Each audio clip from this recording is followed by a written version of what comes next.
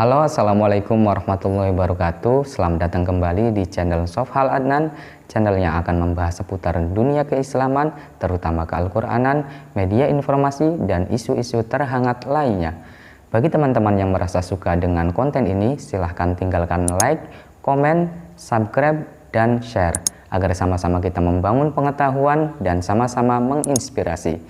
Pada kesempatan ini atau pada episode kedua ini, kita akan mengusung tema cerdas bermedsos ala Al-Quran. Namun sebelum kita mulai, seperti biasa kita bumper dulu.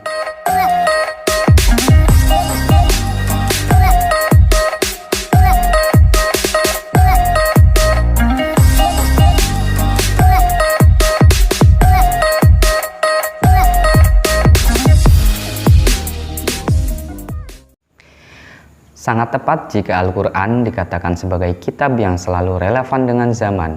Al-Quran memang tidak mengajarkan seluruhnya, namun Al-Quran menuntut untuk mempelajari segala aspek kehidupan.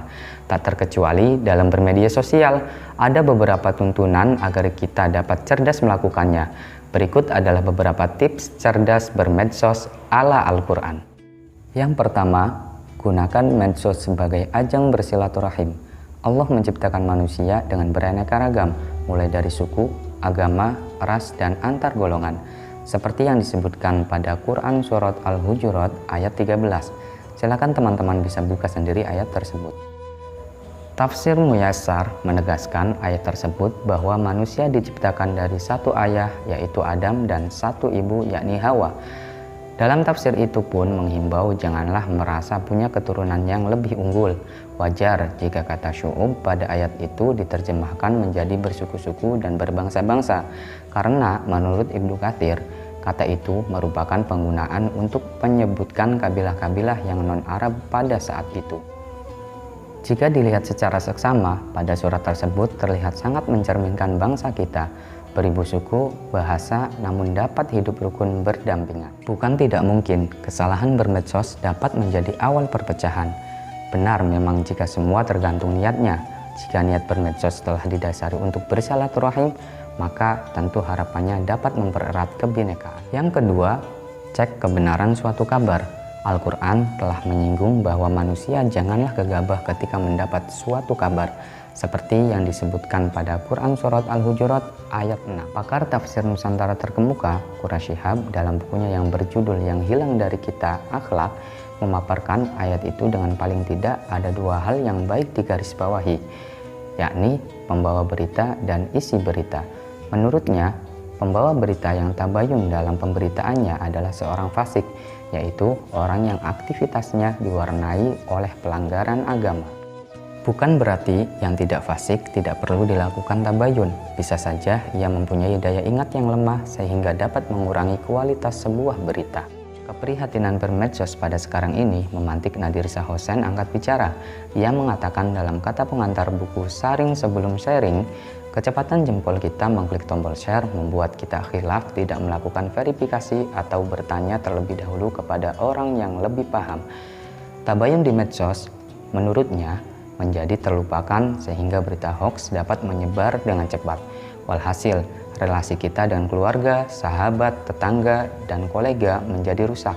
Bahkan, suasana negara pun menjadi tegang karenanya. Tentu hal tersebut sangat disayangkan. Singkatnya, ayat ini memerintahkan kita untuk selektif menyaring sebuah informasi atau berita. Yang ketiga, sampaikan kebenaran walau satu ayat. Poin ketiga ini sesuai dengan sabda Nabi. Hal ini perlu dipertimbangkan, tentunya setelah melalui proses check and recheck. Jangan sampai kita menganggap sebuah kebenaran padahal nyatanya berita itu merupakan kebohongan, bisa ditebak. Jika demikian, dapat saja kita terjerumus ke jurang fitnah. Yang keempat, jangan membuat fitnah. Sudah sering kita dengar bukan tentang penggalan ayat, fitnah itu lebih kejam daripada pembunuhan? Tanpa penjelasan tafsir pun, saya kira penggalan ayat pada Quran Surat Al-Baqarah ayat 191 itu sudah cukup jelas betapa efek kerugian orang yang difitnahkan, mulai dari kerugian fisik, psikis, bahkan bisa saja terancam nyawanya. Maka dari itu, berhati-hatilah saat memposting tulisan, gambar, meme, atau kutipan seseorang, karena sekarang jejak digital dengan mudahnya dipecahkan. Yang kelima, berprinsip pada praduga tak bersalah. Seringkali kita jumpai di beberapa sosmed orang-orang yang menghujat yang dianggapnya salah dengan kata-kata kasar dan makian. Tentu ini bukanlah cerminan dari ajaran Islam.